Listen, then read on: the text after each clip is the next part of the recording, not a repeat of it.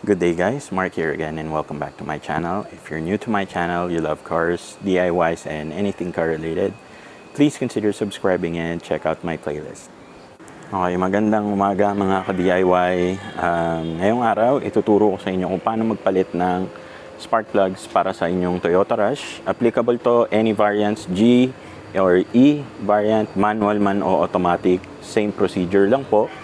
Tapos, ang dami kasi nagtatanong kung ano yung itsura ng spark plug na pinalit ko. Ipapakita ko po sa inyo ngayon. Nakakabit kasi etong laman nito is yung luma. Tatanggalin natin para makita nyo na rin kung paano magtanggal ng spark plug or basically magpalit at upgrade.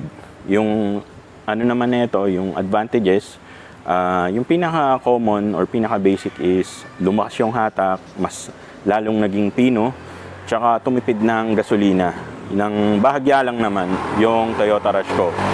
Ang pinaka nagustuhan ko is mas tahimik po yung makina, tsaka sobrang swabe po sa ahunan. Okay, so simulan na natin guys. DIY natin guys, ang kailangan nyo lang is socket wrench with extension bar, 14mm, tapos yung ratchet, tapos size 10mm na socket, and yung spark plugs na ikakabit nyo. Pwedeng kagaya nung sa akin, pwede rin naman na kahit anong klase na spark plug na gusto nyong ikabit. Or halimbawa, magpa-foul out na or medyo mahina na humatak, maalog na yung makina. Mga ganyan na bagay is, kumbaga, pinaka-common naman is kailangan lang palitan ng spark plugs. Though, IRIDIUM naman guys, yung spark plugs na stock ng Toyota Rush. Ito, ipapakita ko sa inyo guys yung luma.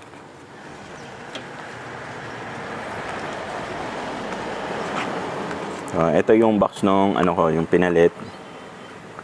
And then ito po yung lumang or yung stock na spark plugs ko. Ito. Ayan. So, IRIDIUM. Ito yung stock.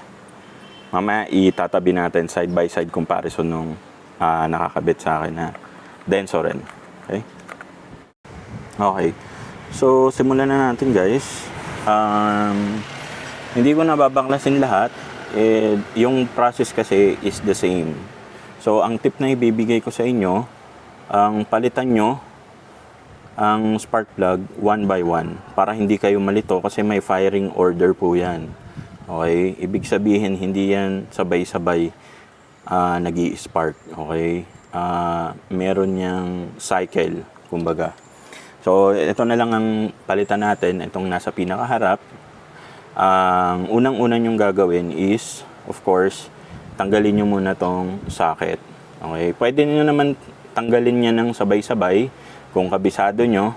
And also, para kung hindi nyo man kabisado, lagyan nyo na lang ng label. Okay, packaging tape or masking tape.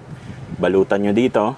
Tapos, lagyan nyo ng, let's say, terminal 1, terminal 2, 3, and so on and so forth. Okay? So, sa akin, para lang madaling maintindihan is, isa lang. Okay? So, tanggalin nyo muna. May lock yan na clip. Eto, guys. Yan. Ipe-press nyo lang yan. Medyo matigas lang talaga.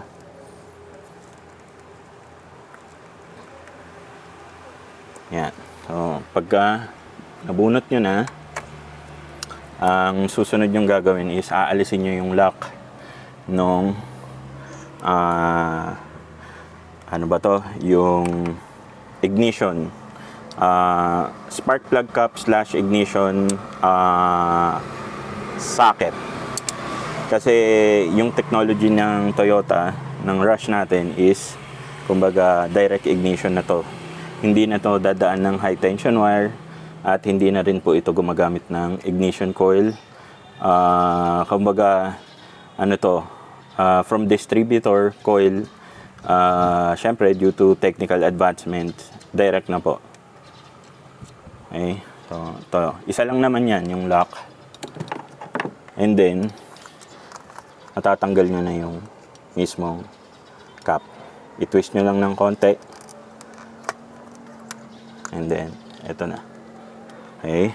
Ngayon, set aside nyo lang. Kunin nyo guys yung inyong 14mm na socket with extension bar. Then, gawin nyo, pasok nyo muna to. Pagka naramdaman nyo na guys, na kumagat na or lumapat na, saka nyo ngayon ikabit yung ratchet nyo. Ang pihit ay pakaliwa. Okay? Para madaling matandaan guys, righty-tighty, lefty-loosey. So, kanan, pahigpit, kaliwa, paluwag. And also guys, huwag nyong gagawin to pagka mainit po yung makina. Siyempre, bukod sa mahirap, mapapaso kayo, hindi po safe sa makina magpalit ng spark plug habang mainit. Kasi po, ang cylinder head po ng brush is gawa po sa aluminum. So, pagka mainit po yan, malambot po. Malaki po yung chance na malaki yung chance guys na ma-lost thread or masira yung thread. Okay. So yung socket ko kasi wala to yung rubber sa loob. So kung yung sa inyo naman may rubber or yung may clip sa loob, pag maluwag yan, sasama na yan pagbunot nyo ng socket. Since wala, yung sa akin, gamitin nyo yung mismong spark plug cap. Pasok nyo lang guys halfway through, and then makukuha nyo na yung mismong spark plug. Okay, ganun lang. Papakita ko sa inyo guys yung comparison ng stock versus yung DENSO IRIDIUM twin tip na gamit ko. So marami na rin naman umorder sa akin, kaya nga laging ubos yung stock. Meron akong tatlo na set on hand. So, ito yung stock guys. Stock IRIDIUM. This is a single tip IRIDIUM. Ito po yung gamit ko. DENSO TT or DENSO twin tip IRIDIUM po. Yan, IRIDIUM. IRIDIUM po yung IRIDIUM po yung mismong tip at yung electrode po. Yung technical specifications po, ilalagay ko na lang po sa description section below. Medyo mahaba po kasi sa mismong website po ng DENSO galing, para magka-idea kayo kung ano yung advantage po na itong DENSO IRIDIUM TT versus the standard IRIDIUM po. Okay guys, so ibabalik na natin yung ating spark plug. Pagbalik naman yan guys is ang diskarte nyo is i-slide nyo muna yung spark plug dito guys sa gilid. Okay, just in case lang na wala kayo nung socket na may clip, pwede nyo siyang kamayin muna like this. Okay, yan, i-slide nyo lang siya. Huwag nyo siyang ilalaglag ng diretso guys, kasi babaliko yung tip nun. And then, gamit yung inyong socket, ang ikot nyo na ngayon is clockwise or pakanan. So, pagka ganito guys, laging tighten by hand yung gagawin nyo. Okay. So, pag mahigpit na at kumapit na ng maigi yung thread, yung gawin nyo is gamitan nyo na ng ratchet. Okay.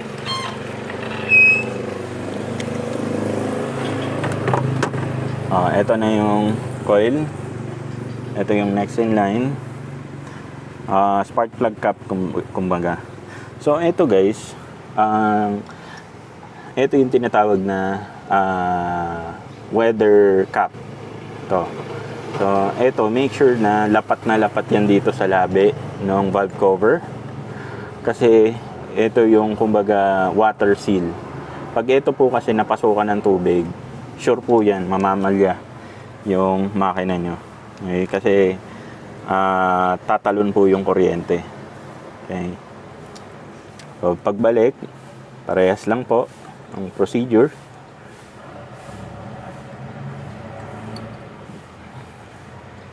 Then, lock nyo lang in place.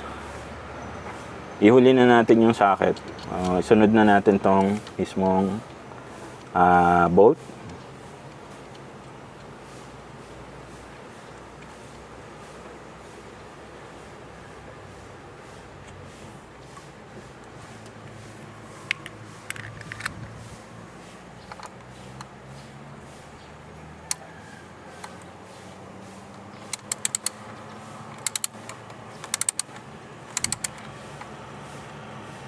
So, eto guys, ano lang naman to, para lang ma-lock in place. Hindi nyo kailangan na sobrang higpit. Baka po mabasag yung mismong bracket ng inyong coil. And then, last but not the least is yung socket. Pag narinig nyo yung click, okay na po yun. So, that's it for me today guys. Sana nagustuhan nyo yung ating DIY video. Kung nagustuhan nyo, give this video a thumbs up. Kung di pa kayo na-subscribe, hit nyo na yung subscribe button. And please feel free to share any of our videos. And kung kailangan nyo po ng parts, lalo yung filter, spark plugs, and accessories po ng inyong sasakyan, ilalagay ko po yung link sa description section below ng ating Shopee store. At also, meron na rin po tayong merch na shirt. Eat, Sleep, DIY. Ilalagay ko na rin po yung link sa description section below. Again, Mark nga pala ulit. Thank you so much mga ka-DIY. See you guys on our next video.